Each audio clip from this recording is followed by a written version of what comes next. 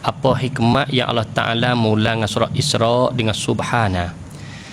Baik, kalau kita tengok cara umum dalam Al-Quran Karim, jadi ada beberapa surah.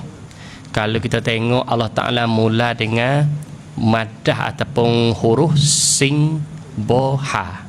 Sama ada dengan rupa fi'il madi seperti sabbaha, ataupun fi'il mudhari' yusabbihu, ataupun fi'il amar sabbih.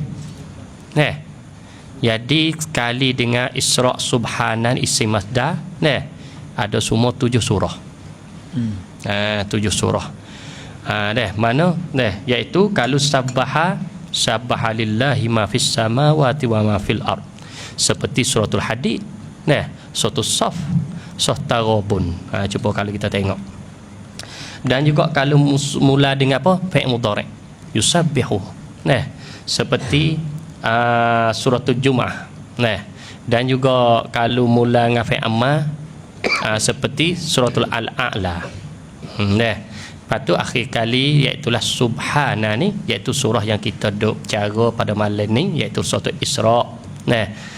Jadi tiga semua saat ni tu dah dalam 4 lafaz saat ni, fi'il madhi, fi'il mudhari', fi'il amar, lepas tu isim masdar. 4 ni.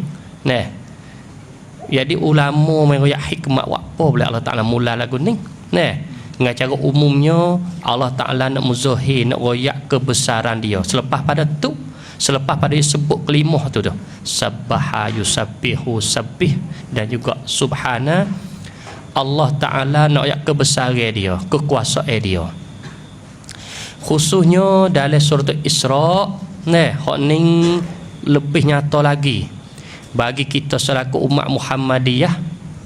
Allah Subhanahu Wa Ta'ala nak royak kata benda yang akan berlaku ni benda menyalahi adab, benda menyalahi biasa. Mana? Iaitulah perjalanan ni yang mana Allah Ta'ala kita bawa Nabi kita sallallahu alaihi wasallam jalan malam. Mulai pada Masjidil Haram hingga Masjidil Aqsa. Jalan malam tu. Pada celah-celah tu Allah Ta'ala linuriyahu, Tuhan nak Nabi kita tengok ayatina, yakni kebesaran kekuasaan Allah Ta'ala. Jadi banyak celah tu banyak rupa.